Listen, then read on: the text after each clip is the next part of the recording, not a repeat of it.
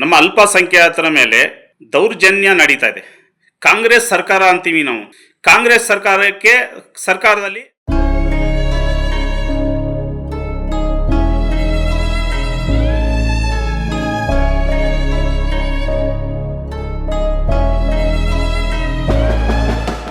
ಮೈಸೂರು ಜಿಲ್ಲೆ ಎಸ್ಟಿ ಕೋಟೆಯಲ್ಲಿ ಕೆಲವರು ಆಡಿದ್ದೆ ಆಟ ಮಾಡಿದ್ದೆ ಕಾನೂನು.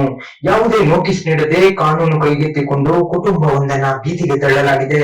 ತಾಲೂಕಿನ ಮಗ್ಗೆ ಗ್ರಾಮದಲ್ಲಿ ಈ ಘಟನೆ ಜರುಗಿದ್ದು, ಜೆಸಿಬಿ ಗರ್ಜನೆಗೆ ಕಷ್ಟಪಟ್ಟು ಕಟ್ಟಿದ ಮನೆ ಪೀಸ್ ಪೀಸ್ ಆಗಿದೆ. ಹೀಗೆ ಮನೆ ಕಳೆದುಕೊಂಡು ಗೋಳಾಡ್ತಿರುವ ಇವರ ಹೆಸರು ರಜಾಕ್ ಹಾಗೂ ರಜಿಯಾ ಅಂತ. ಚಿಲ್ಲರೆ ಅಂಗಡಿ ಇಟ್ಟುಕೊಂಡಿದ್ದ ಇವರು ಸುಂದರವಾದ ಚೊಕ್ಕವಾದ ಮನೆ ಕಟ್ಟಿಕೊಂಡು ಒಂದಿಷ್ಟು ದನ ಜಾನುವಾರು ಕಟ್ಟಿಕೊಂಡು ನೆಮ್ಮದಿಯಿಂದ ಜೀವನ ಸಾಗಿಸುತ್ತಿದ್ರು. ಇವರಿಗೆ 4 ಎಕರೆ ಭೂಮಿ ಕೂಡ ಇತ್ತು. ಈ ಪೈಕಿ 2 ಎಕರೆ ಮಗ್ಗೆ ಸರ್ವೆಯಲ್ಲಿ, 2 ಎಕರೆ ಬೆಳತ್ತೂರು ಸರ್ವೆಯಲ್ಲಿತ್ತು. ಮಗ್ಗೆಯಲ್ಲಿದ್ದ 2 ಎಕರೆ ಭೂಮಿಯಲ್ಲಿ ಕಷ್ಟಪಟ್ಟು ಕೂಡಿಟ್ಟ ಹಣದಲ್ಲಿ ಮನೆಯಲ್ಲಿ ನೆಮ್ಮದಿಯಾಗಿ ಮಲಗ್ತಾ ಇದ್ರು. ಆದರೆ ಈ ನೆಮ್ಮದಿಗೆ ಜೆಸಿಬಿ ಭಂಗ ತಂದಿದೆ. ಭೂಮಿ ಗಡಿ ಓಣಿಗೆ ಸೇರಿದ್ದು ಅಂತ ಯಾವುದೇ ನೋಟಿಸ್ ನೀಡದೆ ದಿಢೀರ್ ಅಂತ ಮನೆಯನ್ನ ಕೆಡವಲಾಗಿದೆ. ಜನವರಿ 28ರಂದು ಈ ಘಟನೆ ಜರುಗಿದ್ದು ತಡವಾಗಿ ಬೆಳಕಿಗೆ ಬಂದಿದೆ. ಇನ್ನು ಈ ಮನೆ ಒಡೆಯುವ ಹಿಂದೆ ರಾಜಕೀಯ ದುರುದ್ದೇಶವೂ ಇದೆ. ಗ್ರಾಪಂ ಜನಪ್ರತಿನಿಧಿಗಳು ಬೇಕು ಅಂತಲೇ ಈ ರೀತಿ ಮನೆ ಕೆಡವಿದ್ದಾರೆ. ನೋಟಿಸ್ ನೀಡದೆ ಮನೆ ಒಡೆಯುವುದು ಎಷ್ಟು ಸರಿ ಅಂತ ಈ ಕುಟುಂಬ ಗೋಳಾಡ್ತಾ ಇದೆ. ಹಿಂದುಳಿದ ವರ್ಗಗಳ ಜಿಲ್ಲೆ ಅಂತ ಕರೆಸಿಕೊಳ್ಳುವ ಹಿಂದುಳಿದ ವರ್ಗದವರೇ ಆಗಿರುವ ಸಿಎಂ ಹಾಗೂ ಶಾಸಕರ ತವರು ಜಿಲ್ಲೆ ಮತ್ತು ಕ್ಷೇತ್ರದಲ್ಲಿ ಈ ರೀತಿ ಮನೆ ಮುರುಕರು ಇರೋದು ದುರಂತವೇ ಸರಿ. ನಮಸ್ಕಾರ. ನಾನು ಸೈಯದ್ ಅಕ್ರಮ್ ಅಂತ, ಬಿಜೆಪಿ ಮೈಸೂರು ಜಿಲ್ಲಾ ಅಧ್ಯಕ್ಷರು, ಅಲ್ಪಸಂಖ್ಯಾತ ಮೋರ್ಚಾ ಗ್ರಾಮಾಂತರ. ನಮ್ಮ ಮೈಸೂರು ಜಿಲ್ಲೆ ಇಡೀ ಎಲ್ಲ ಕಡೆನೂ, ಅದು ಸ್ಪೆಷಲಿ ಎಚ್.ಡಿ. ಕೋಟೆ ತಾಲ್ಲೂಕು ಅಂತರ್ಸಂತೆ ಹೋಬಳಿ ಮಗ್ಗೆ ಗ್ರಾಮದಲ್ಲಿ ನಮ್ಮ ಅಲ್ಪಸಂಖ್ಯಾತ ಅಬ್ದುಲ್ ರಜಾಕ್ ಅವರ ಮನೇನ, ತೋಟದ ಮನೆ, ಹಸು ಸಾಗಾಣಿಕೆ ಸಡ್ಡು, ವಾಸೆ ಮನೆ ಕಟ್ಟಿ ಹೆಚ್ಚು ಕಡಿಮೆ 25-30 ವರ್ಷ ಆಗಿದೆ. ವಾಸೆ ಮಾಡ್ತಾಯಿದ್ದು ಅವರು ದುಷ್ಕರ್ಮಿಗಳು ಬಂದು ಏಕಾಏಕಿ ಅವರು ಇಲ್ಲದೆ ಟೈಮಲ್ಲಿ, ಸಮಯ ರಾತ್ರಿ 6:30-7 ಗಂಟೆನಲ್ಲಿ ಜೆಸಿಬಿ ತಂದು ಮನೇನ, ಕುರಿ ಸಡ್ಡು, ದನ ಸಡ್ಡು, ಮನೆ ಎಲ್ಲ ಜೆಸಿಬಿನಲ್ಲಿ ಉಳಿಸಿ ನೆಲಸಮ ಮಾಡಿದ್ದಾರೆ.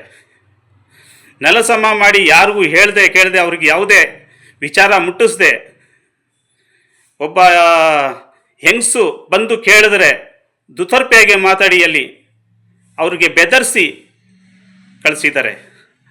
ಅದಕ್ಕೆ ಆದಂಥದ್ದು ಯಾರು ಅದಕ್ಕೆ ಸಂಬಂಧಪಟ್ಟ ಅಧಿಕಾರಿಗಳು ಯಾರಿದ್ದಾರೆ, ಅದು ಸಂಬಂಧಪಟ್ಟ ಅಧಿಕಾರಿಗಳು ಅದಕ್ಕೆ ಕ್ರಮ ಕೈಗೊಂಡು ಅವರಿಗೆ ನ್ಯಾಯ ದೊರಕಿಸ್ಕೊಡ್ಬೇಕು ಅಂತ ನಾನು ಜಿಲ್ಲಾ ಅಧ್ಯಕ್ಷನಾಗಿ ಅಲ್ಪಸಂಖ್ಯಾತ ಮೋರ್ಚಾ ಆಗಿ ನಾನು ಮನವಿ ಮಾಡ್ಕೋತಾ ಇದ್ದೀನಿ. ಇಲ್ಲಾಂದರೆ ಪ್ರತಿಭಟನೆ ಮಾಡಬೇಕಾಗುತ್ತೆ. ಎಚ್ಚರಿಕೆನ ಹೇಳ್ತಾ ಇದ್ದೀನಿ. ನಮಸ್ಕಾರ. ನಾನು ಅಬ್ದುಲ್ ರಜಾಕ್ ಅಂತ. ಸ್ವಾಮಿ ಎಲ್ಲ ಪೂರ್ತಿ ನಾ ಇಲ್ಲದಾಗ ಎಲ್ಲ ಪೂರ್ತಿ ಮನೆ ಎಲ್ಲ ಡಿಸ್ಮೆಂಟ್ಲಿಂಗ್ ಮಾಡಿ ಎಲ್ಲ ಪೂರ್ತಿ ಹೆಚ್ಚು ಕಮ್ಮಿ 25-30 ಲಕ್ಷ ರೂಪಾಯಿ ಭಾಳ ಅಂತ ಎಲ್ಲ ಪೂರ್ತಿ ನನ್ನ ಆಸ್ತಿ ಪಾಸ್ತಿ ಎಲ್ಲ ಹಾಳು ಮಾಡ್ತಾರೆ. ಪಾತ್ರೆ ಆಗಿದ್ರೆ ಎಲ್ಲ ಹಾಳು ಮಾಡ್ಯಾರ. ಅದೇನೇ ಒಟ್ಟಿನಲ್ಲಿ ಈ ದೊಡ್ಡ ರಾಜಕಾರಣಿಗಳು ಸೇರ್ಕೊಂಡು ಕೈವಾಡ ಇದು. ಒಟ್ಟಿನಲ್ಲಿ ನಾನು ನ್ಯಾಯ ದೊರಕಿಸ್ಕೊಡ್ಬೇಕು ಅಂತ ಅಂದ್ಬಿಟ್ಟು ನಾನು ಬೇಡ್ಕೊತೀನಿ ಕೈ ಮುಗಿದು. ನಮಸ್ಕಾರ ಸ್ವಾಮಿ. ನಾನು ಜಮೀನಲ್ಲಿ ಮನೆ ಇತ್ತು, 25 ವರ್ಷಗಳ ಮೇಲಾಗಿದೆ ಮನೆ. ಯಾವ ಗ್ರಾಮ? ಮಗ್ಗೆ ಗ್ರಾಮ. ತಮ್ಮ ಹೆಸರು? ನನ್ನ ಹೆಸರು ರಜಿ ಅಂತ. ಅವರು ಬಂದು ಕೇಳದೆ ಏಕ್ದಮ್ 28ನೇ ತಾರೀಕು 29ನೇ ತಾರೀಕು ಸಾಯಂಕಾಲ 28ನೇ ತಾರೀಕು ಸಾಯಂಕಾಲ ಎಲ್ಲ ಬಂದು ಹೊಡೆದು ಡೆಮೋಷನ್ ಮಾಡಿ ಅಲ್ಲಿ ಗಡಿ ಒಣ ಹೋಗುತ್ತೆ. ಆಮೇಲೆ ನಮ್ಗೆ ಯಾರಿಗೂ ನೋಟಿಸ್ ಕೊಟ್ಟಿಲ್ಲ. ನಾನು ಯಾರು ಕೊಟ್ಟರು ಅಂತ ಕೇಳಿದ್ರೆ ನಾವು ಗ್ರಾಮ ಪಂಚಾಯತಿ ಕೇಳ್ಬಿಟ್ಟು ಮೆಂಬರ್ಗಳು ಹೇಳ್ಬಿಟ್ಟು ಮಾಡ್ತಿರೋದು, ನಮ್ಗೆ ಓಣಿ ಬೇಕಾಯ್ತು, ಇದು ಮಗ್ಗೆಯಿಂದ ಅಂತ ಬಿಡಿಸ್ತಾ ಇದ್ದೀವಿ. ಹಳೆ ಮಗ್ಗೆ ಸರ್ವೆ ನಂಬರ್ ಬಿಟ್ಟಿದ್ರು, ಬೆಳ್ತೂರು ಸಂಬರ್ ಇದು ಬೇಕು ಅಂತ ತೊಗೊಂಡಿದ್ದಾರೆ. ಅಲ್ಲಿ ಮಧ್ಯೆ ಒಂದು ನೀರಿಂದು ಬೋರು ಇದೆ ನಮ್ಮದು. ಅದನ್ನೆಲ್ಲ ಬೆಳೆಸಿ ಹೊಡೆದು ಇರೋ ಮನೆಯೆಲ್ಲ ಬಿಟ್ಬಿಟ್ಟು ಒಂದು ಚೂರು ಇಲ್ಲ ಸಾಮಾನೆಲ್ಲ ಅರ್ಧಂಬರ್ಧಿ ಮಾಡಿ ಹೊರಗಡೆ ಹಾಕಿ ಕೇಳಿದ್ರೆ ನೆಲಸಮ ಮಾಡಿಬಿಟ್ಟು ಹೊಡೆದಾಕಿದ್ದಾರೆ. ನೀವಿಂದೇನಲ್ಲ ಊರಿಗೆ ಸೇರಿರೋದು ಅದು ಜಾಗ ಬಿಡಬೇಕು, ರೋಡಿಗೆ ಅದಕ್ಕೆ ಸಲ ಬಿಡಿಸಿದ್ದೀವಿ ನಾವು. ನಮ್ಮನ್ನೇನು ನಾನದು ನೋಟಿಸ್ ಯಾರು ಕೊಟ್ಟರು, ಅಳತೆ ಯಾರು ಮಾಡಿದ್ದಾರೆ ಅಂದರೆ ಬಂದು ಗ್ರಾಮ ಪಂಚಾಯತಿಯವರು ಮೆಂಬರ್ ಸೆಕ್ರೆಟ್ರಿಗಳು ಕರ್ಕೊಂಡು ಮಾಡಿದ್ದೀವಿ ಅಂದ್ಬಿಟ್ಟು ಕಪ್ಪು ದಾರ ಹಾಕಿ ಎಲ್ಲ ಡೆಮೋಷನ್ ಮಾಡಿ ಬಿಸಾಕ್ಬಿಟ್ಟು ಆಮೇಲೆ ಕೇಳೋದು ನೀ ಯಾರು ಕೇಳೋಕ್ಕೆ ಹಂಗೆ ಅಂತ ಬರೀ ಇಲ್ಲದೇ ಇರೋದು. ಇದು ಹೆಚ್ಚು ಕಡಿಮೆ 14ನೇ ಇಸ್ವಿಂದು ಶುರುವಾಗಿದೆ. ಅಲ್ಲಿಂದ ಬರೀ ಅದು ಮಾಡೋದು ಇದು ಮಾಡೋದು, ಮುಂದೆ ಬರೋದು ತೀಟ್ಲ ಮಾಡೋದು ಜಾಸ್ತಿ ಮಾಡ್ತಿರೋದು. ಶಿವಕುಮಾರ್ ಅಂತ ಇದ್ದಾರೆ ಸ್ವಾಮಿ, ಅವನೇ ಮಾಡ್ತಿರೋದು. ಎಲ್ಲರಿಗೂ ಎತ್ಕಟ್ಕೊ ಮಾಡೋದು ಅವರೇ. ಆಮೇಲೆ ಮೇಲಧಿಕಾರಿಗೆ ಹೇಳ್ತೀವಿ, ನೀ ಏನು ಕೇಳೋಕ್ಕಾಗುತ್ತೆ, ನೀ ಎಲ್ಲಿಂದ ಬಂದು ನಿಂತಿದೀಯಾ, ನೀ ಯಾರನ್ನೂ ಕಟ್ಕೊ ಬಂದಿರೋಳಿಗೆಲ್ಲ ಇಷ್ಟಿದ್ರೆ ನಾವೇನು ಮಾಡಬೇಕು ಅಂತ ಬರೀ ಅಶಬ್ದ ಮಾತೇ ಆಡ್ತಾ ಇರ್ತಾರೆ ಅವರು. ನನಗೂ ನೋಡಿ ಸಾಕಾಗಿ ಇದು ಕೊನೆ ತೀರ್ಮಾನ ಹೊಡೆದ ಮೇಲೆ ನಾನು ಎಲ್ಲರೂ ವಿಷಯ ತಿಳಿಸ್ಬೇಕು ಅಂತ ಕೈ ಮುಗಿದು ಬೇಡ್ತೀನಿ. ಒಳ್ಳೇದು ಮಾಡಿ. ಎಷ್ಟು ಲಾಸ್ ಆಗಿದೆ, ಏನಾಗಿದೆ ನಿಮ್ಗೆ? ಒಂದು 10-15 ಲಕ್ಷ ರೂಪಾಯಿ ಮೇಲೆ ಇದೆ ಸ್ವಾಮಿ. ದನ ಕಟ್ತಿದ್ದು, ಕುರಿ ಕಟ್ತಿದ್ದು.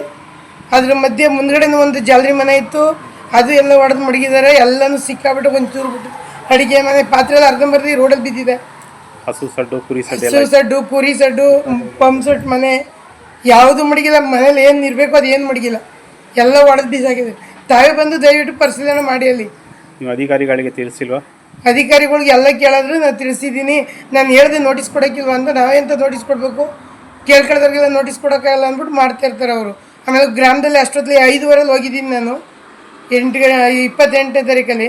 ನಂದು ಯಾರ್ದು ಮುಖ ನೋಡೋಕ್ಕಾಯ್ತಲ್ಲ, ಡೆಮೋಷನ್ ಬಾಯಿ ಬಿಡ್ಬಿಟ್ಟು ಬಂದೆ. ನಾನು ಬಾಯಿ ಬಂದಾಗ ಬೈಕೊಂಡು ನೆಲ್ಸಮ ಮಾಡಿದ್ದಾರೆ ಸ್ವಾಮಿ. ಅಷ್ಟೇನದ್ದು ನನಗೆ ನ್ಯಾಯ ದೊರಸ್ಕೊಡಿ. ಕಂಪ್ಲೇಂಟ್ ಕೊಟ್ಟಿದ್ದೀರಾ? ಏನು ಕಂಪ್ಲೇಂಟು ನೆನೆ ಕೊಟ್ಟಿದ್ದೀನಿ ಸ್ವಾಮಿ, 29ಕ್ಕೆ. ಅವ್ರು ಏನು ಕ್ರಮ ಕೈಗೊಂಡಿಲ್ಲ? ಅವ್ರೇನು ಕ್ರಮ ಕೈಗೊಂಡಿಲ್ಲ. 30 ತಾರೀಕು ನೆನೆ ಕಂಪ್ಲೇಂಟ್ ಕೊಟ್ಟು ಬಂದಿದ್ದೀನಿ.